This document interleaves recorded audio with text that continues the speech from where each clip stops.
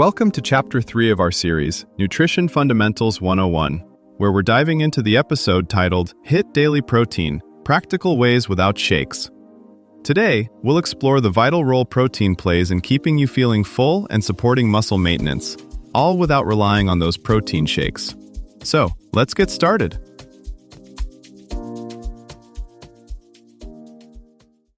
Most people could hit their ideal protein target each day without a single scoop of powder, yet they're convinced it's impossible.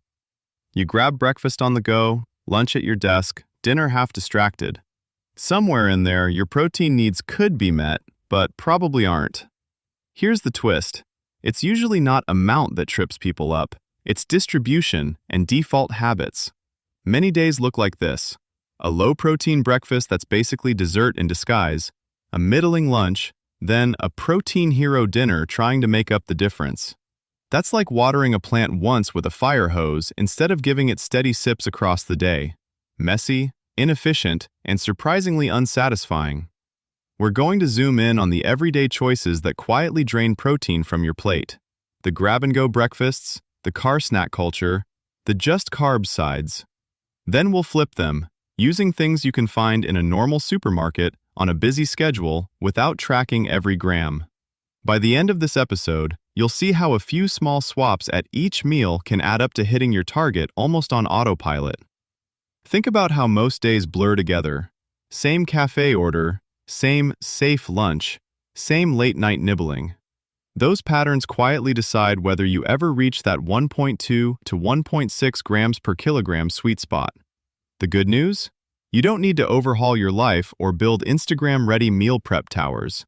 You just need a few anchor foods that reliably bring 20 to 35 grams of protein whenever they show up, the way a favorite jacket reliably keeps you warm.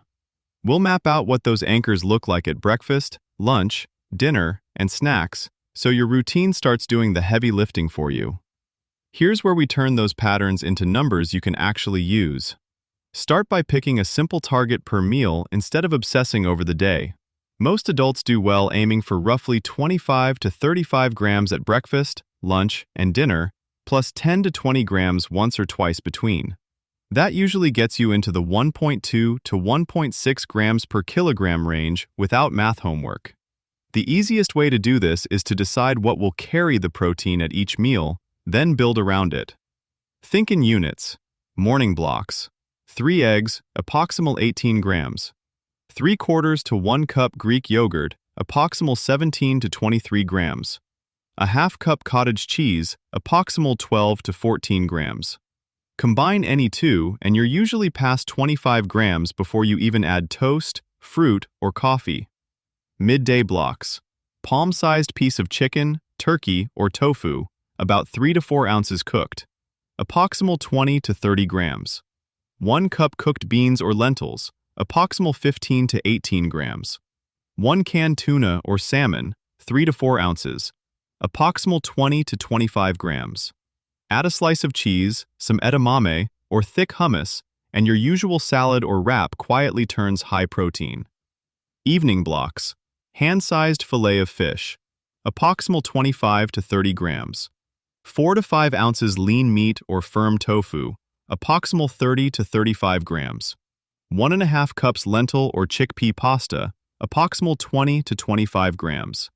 Round out with grains like quinoa or higher protein breads, and you're often over the line without trying. Snacks are where many people accidentally drift to pure sugar or pure fat. Swap just one of those for something that reliably brings 10 to 20 grams. 3/4 cup Greek yogurt with berries. 2 cheese sticks and a piece of fruit. Roasted chickpeas or edamame. Peanut butter on whole grain toast. Notice none of this requires weighing food.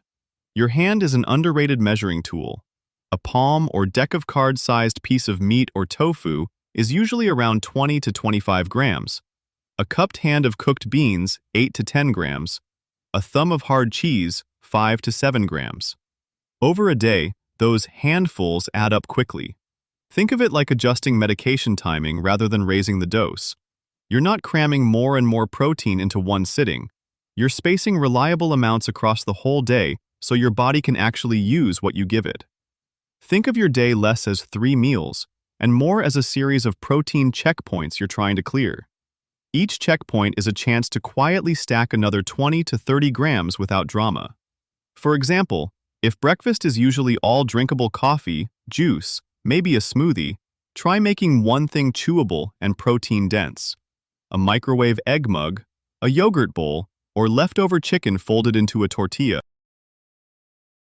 Lunch can work the same way.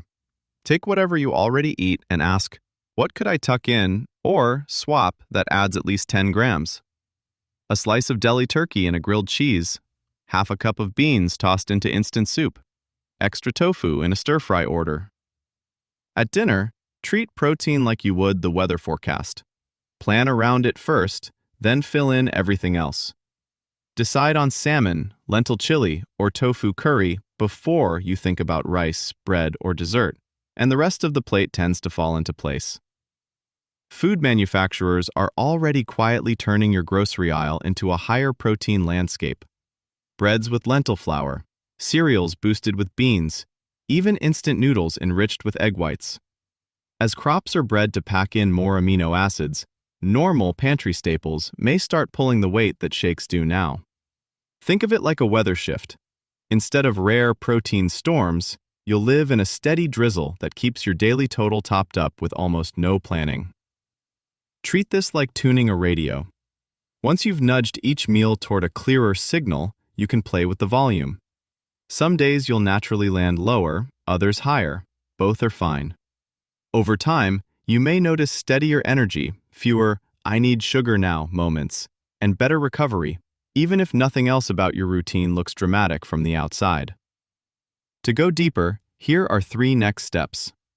1. Use the Chronometer or MacroFactor app to plug in your body weight and set a concrete daily protein target, for example, 110 to 130 grams.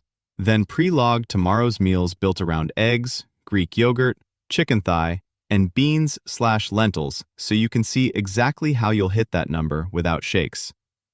2. Grab the High Protein Cookbook for Beginners by Jennifer White or the High Protein Vegetarian Cookbook and pick 2 to 3 recipes that match what you actually like. For example, a Greek yogurt breakfast bowl and a 1-pan chicken and beans dinner, and add the ingredients to your grocery app today. 3. Bookmark the website budgetbites.com and search high protein. Choose 2 easy batch cook recipes, cook one this week, say a turkey chili or lentil stew, then portion it into 3 to 4 containers so the weekday you already have a protein-focused meal ready to go. This was Owl Up, your daily step forward. To keep learning with structured courses and more insights, go to owlup.co. Until tomorrow!